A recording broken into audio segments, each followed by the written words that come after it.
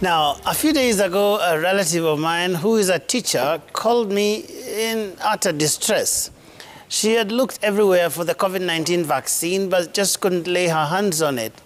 She had to travel for tens of kilometers within the county, but the supplies kept running out. What struck me, however, was the fact that her relentless trips were largely motivated by the threat from her employer, the Teachers Service Commission, that she would face sanctions if she didn't get the job by Monday next week. In fact, she said she feared she would not get her August salary if she didn't somehow get the job. Now, the TSC notice came just days after a similar one from the head of public service, James Kinyua, directing all civil servants to get the vaccine or get punished. Now, I found this situation quite puzzling. One, because both threats had come at a time when the government itself was admitting that there was a shortage of vaccines in the country.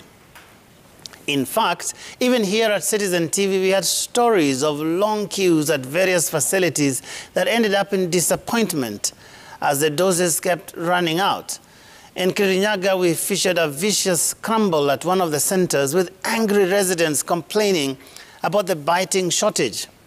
So I wondered what would happen to the teachers and other public servants when, on the one hand, there is a shortage of vaccines, and on the other, the employer is threatening punitive action if they don't get the job by the set date. Now, ladies and gentlemen, there is no denying that COVID-19 is here and it is real. There is also no denying that vaccines do indeed make a big difference in the fight against the pandemic. But are we not jumping the gun here by making the vaccine mandatory for certain groups and even threatening them with sanctions when we still don't have enough supplies? Do we have evidence that all the teachers and civil servants who have not been vaccinated have simply refused to take the job? If indeed the government believes we have enough for all those who need it, why make it so difficult for them to access the vaccine? For instance, why is this exercise of vaccination restricted to specific health facilities, which are often few and far between? In fact, now there are even reports that lessons in some schools have been disrupted as teachers move around in panic, trying to catch the nearest dose they can find before Monday the 23rd. Why can't we have health workers, for instance, moving from school to school, even on motorbikes, and ensuring the teachers get the vaccines right where they teach? After all, we know how to access the same institutions with ballot materials during elections, don't we?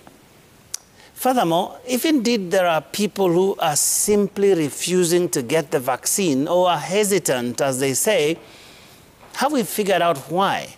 Can we truly say that we have done enough education in this country to debunk all the scary myths that still do the rounds, even today on social media and other platforms? You see, I can understand the impatience of the government given how devastating this pandemic has been in terms of lost lives and livelihoods.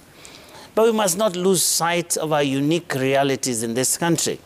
We must remember that this is a long-running pandemic that can only be beaten when each citizen willingly plays his or her part. You know, threats can take us some distance, but a more humane approach will take us all the way. After all, we can threaten teachers and civil servants with disciplinary action because they have a pay slip. But what threat will you give to the millions of jobless Kenyans who flock markets and other crowded spaces in our country every day? I end with the wise counsel of social justice champion and anti-apartheid hero, Archbishop Desmond Tutu, who says that in times like this, don't raise your voice, just improve your argument. That is my angle for the week.